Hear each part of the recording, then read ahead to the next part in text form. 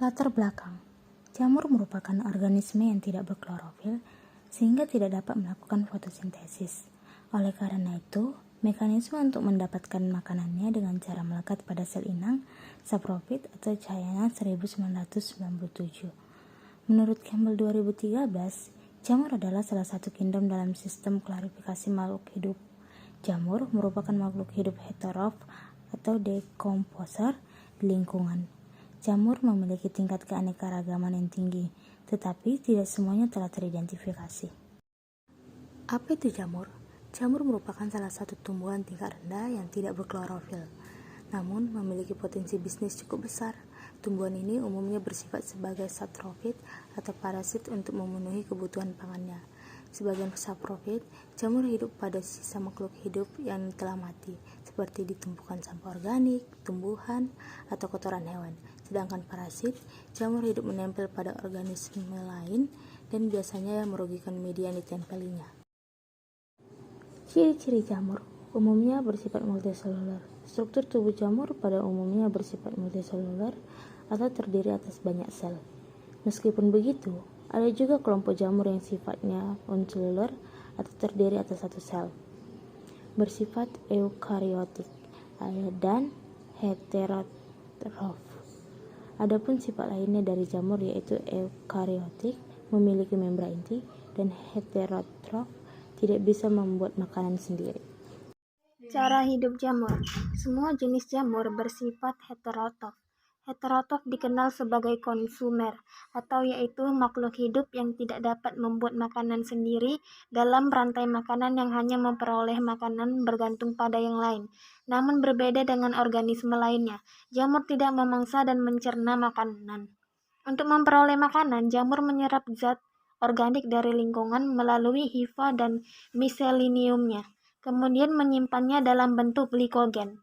Oleh karena jamur merupakan konsumen, maka jamur bergantung pada substrat yang menyediakan karbohidrat, protein, vitamin, dan senyawa kimia lainnya. Semua zat itu diperoleh dari lingkungannya. Sebagai makhluk heterotrof, jamur dapat bersifat parasit obligat, merupakan sifat jamur yang hanya dapat hidup pada inangnya, sedangkan di luar inangnya tidak dapat hidup. Misalnya Peunomia carinil, kamir yang berinfeksi paru-paru penderita AIDS. Parasit fakultatif adalah jamur yang bersifat parasit jika mendapat inang yang sesuai, tetapi bersifat saprofit jika tidak mendapat inang yang cocok. Saprofit merupakan jamur pelapuk dan pengubah susunan zat organik yang mati. Jamur saprofit menyerap makanannya dari organisme yang telah mati seperti kayu tumbang dan buah jatuh. Klasifikasi jamur. Myxomycotina. Jamur lendir. Pada umumnya, jamur lendir berwarna berpigmen kuning atau orange. Walaupun ada sebagian yang berwarna terang, jamur ini bersifat heterotrof dan hidup secara bebas. Contoh jamur lendir adalah jenis Dichomcetelum discrindium. Ascomycotina. Ascomycotina disebut juga sebagai desak fungi. Merupakan fungi yang bereproduksi seksualnya dengan membuat askospora di dalam aksus atau ascus, yaitu sak atau kantung atau pundi-pundi. Basidiomycotina. Divisi Basidiomycotina sering disebut juga sebagai deklaf fungsi atau yang sering disebut jamur pada umumnya atau cendawan atau mushrooms. Berbagai jenis jamur yang kita konsumsi dalam kehidupan sehari-hari adalah anggota Basidiomycotina. Habitat jamur. Habitat fungi berada di darat atau terestria dan di tempat lembab. Sedangkan reproduksinya, fungi melakukan reproduksi secara aseksual dan seksual. Reproduksi secara aseksual terjadi dengan pembentukan kuncup atau tunas pada jamur uniselular serta pemutusan benang hifa atau fragmentasi miselium, dan pembentukan sporo aseksual atau sporo vegetatif pada fungi multiselular.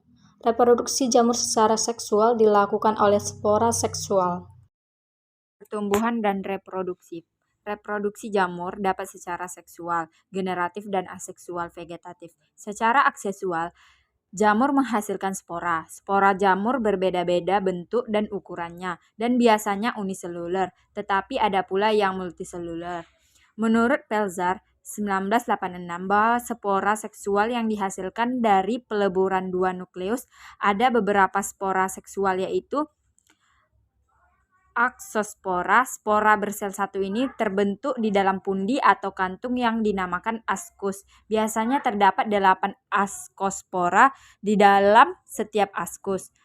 Basidiospora. Spora bersel satu ini terbentuk di atas struktur berbentuk gada yang dinamakan basidium. Zygospora merupakan spora besar berdinding tebal yang terbentuk apabila ujung-ujung dua hifa yang secara seksual serasi. Disebut juga gemetangin pada beberapa cendawan melebur. Oospora. Spora ini terbentuk di dalam struktur betina khusus yang disebut ooginium. Pembuahan telur atau oospor oleh gamet jantan yang terbentuk di dalam antheridium menghasilkan oospora. Peran jamur bagi manusia menguntungkan. Volvariella volvacea, jamur merang berguna sebagai bahan pangan berprotein tinggi. Rhizopus dan mucor berguna dalam industri bahan makanan, yaitu dalam pembuatan tempe dan oncom. Khamir Saccharomyces berguna sebagai fermentor dalam industri keju, roti, dan bir. Merugikan. Pitium sebagai hama bibit tanaman yang menyebabkan penyakit rebah semai. Phytophthora infestan menyebabkan penyakit pada daun tanaman kentang. Jamur pada kesehatan. Infeksi jamur pada kulit. Masuknya jamur dalam tubuh dapat melalui a. luka kecil atau abrasi pada kulit, misalnya golongan dermatofitosis, chromoblastomycosis. B. melalui saluran pernafasan dengan mengisap elemen-elemen jamur seperti pada histoplasmosis. C. melalui kontak, tetapi tidak perlu ada luka atau abrasi kulit seperti golongan desmatofitosis. Macam-macam infeksi jamur ada 6. Yang pertama, tinea pedis atau penyakit jamur kaki atau kutu air. Tinea cruris atau penyakit jamur lipat paha. Ketiga, tinea corporis atau penyakit jamur badan. Keempat, tinea manum atau penyakit jamur pada tangan. Kelima, tinea unguin atau penyakit jamur pada kuku. Yang terakhir, tinea capitis atau penyakit jamur kulit kepala.